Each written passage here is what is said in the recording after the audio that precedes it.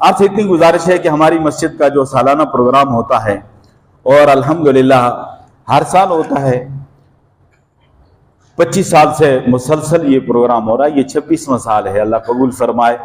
तो माह रबीउल अव्वल के मुबारक निस्बत से अल्हम्दुलिल्लाह इस दफ़ा भी प्रोग्राम हो रहा है, और उसमें बहुत बड़े एक आलिम दीन और मजहबी स्कॉलर और मौलाना अब्दुल अजीज़ साहब का इंशाल्लाह खिताब होगा, और अच्छे नाख़वान भी इंशाल्लाह नातिया कलाम भी पेश करेंगे।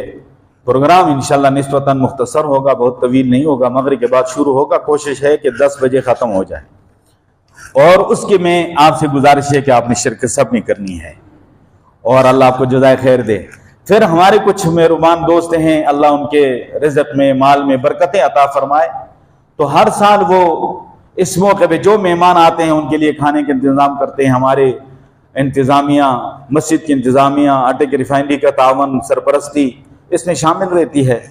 तो उस सिलसिले में जो है, तो अल्लाह के घर के मेहमान आते हैं, प्यारे महबूब सल्लल्लाहु अलैहि वसल्लम की विलादत व शहादत की मुबारक निस्बत से आते हैं, तो उनका इकराम किया जाता है।